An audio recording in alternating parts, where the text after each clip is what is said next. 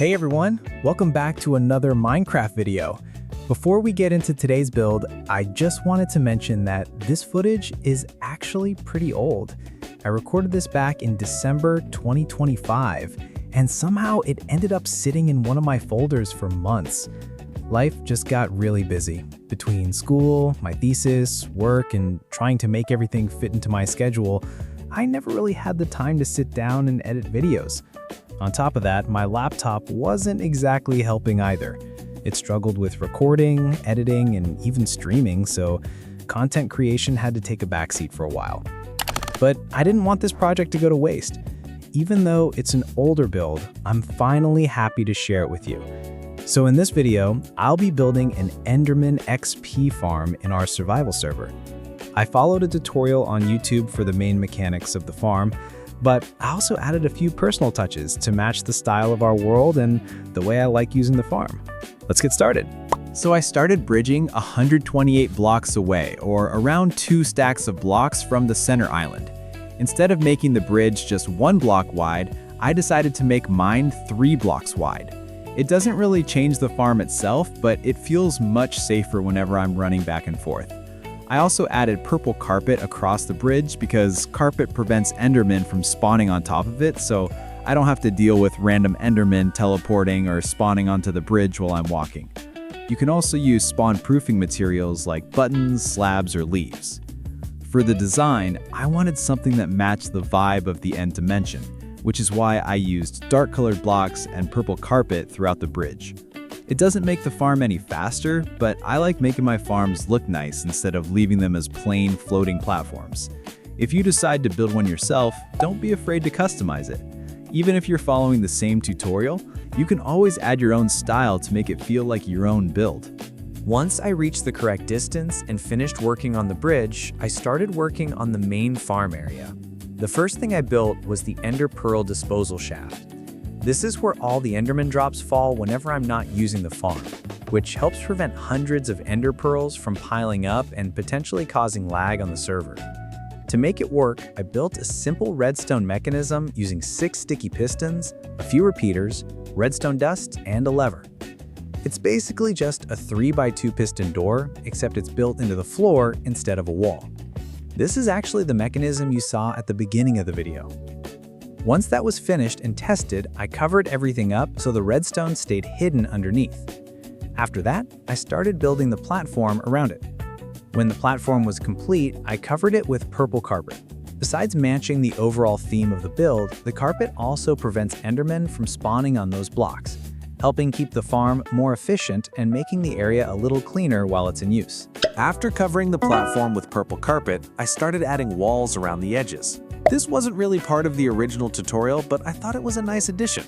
Since this farm is built over the void, the walls help keep me and anyone else on the server from accidentally walking off the edge. Once that was done, I moved on to building the roof. Instead of using full blocks, I used slabs so there's still enough headroom to jump comfortably without constantly bumping into the ceiling. The slabs also help prevent Endermen from spawning on top of the roof, which keeps the farm running more efficiently and saves me from having to deal with extra mobs later. After finishing the roof, I added another layer of purple carpet on top.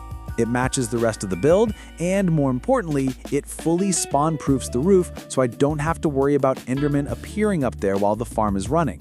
That extra layer makes the whole structure look cleaner, which is a bonus when you're trying to keep a farm both functional and neat. After finishing the roof, I then moved on to creating the drop tower. I began building a vertical ring structure using my choice of blocks and purple stained glass.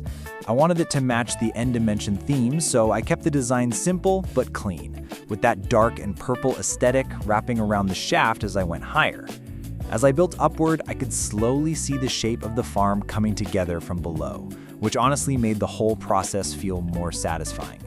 Even though this part is mostly functional, I still wanted it to look good since you can actually see it when you're standing outside the farm. The drop tower is around 43 blocks tall, and this is the exact height needed for the farm to work.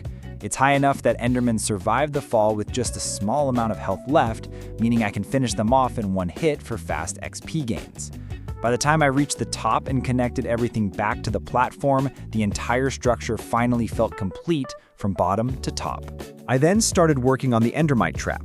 First, I created a small hole in the center of the platform and placed a rail with a minecart inside it. This would become the Endermite's trap, so I made sure everything was lined up correctly before continuing.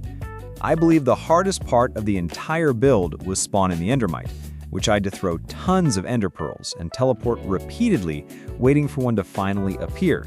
Because the spawn chance is so low, this took many attempts and a lot of patience. And eventually, an Endermite spawned, and I quickly trapped it in the minecart. I used a name tag right away so it would not despawn, since the entire farm depends on keeping it alive. Once it was secure, I covered the area with carpet to protect it while still letting the mechanism work. With the Endermite in place, Endermen will be drawn toward it and fall straight into the drop shaft below. That setup completed the core of the farm and prepared it for final testing. After that, I went down to test the farm and make sure everything was working properly. It definitely did work exactly as intended. Like Endermen spawned, they were drawn to the Endermite and dropped straight into the shaft. But there was a problem, which is that they were dying immediately on impact instead of surviving with a sliver of health. I made a mistake, where I built it one block too high, which threw off the fall damage calculation.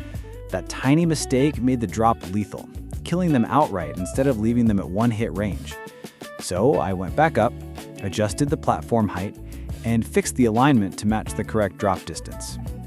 Once that was done, I rebuilt the remaining parts of the spawning platform to keep everything centered and stable. After the adjustments, I tested it again, and this time it finally worked perfectly. The Endermen survived the fall, funneled into the kill area, and the XP started coming in as intended. With everything working properly, I finished the final touches on the platform and officially completed the Enderman XP Farm. And that's pretty much it for the Enderman XP Farm. This is actually one of those builds that I've had sitting in my folder for a long time, and I'm really glad I finally got around to finishing and sharing it. If you watched until the end, thank you so much for sticking around. I know I haven't been uploading as often because of school, work, and everything else going on, but I really appreciate everyone who's still here supporting the channel. I'm hoping to get back into making more Minecraft content soon, even if it's not super consistent at first. I still have a few more projects from this world that I might upload next, so stay tuned for that.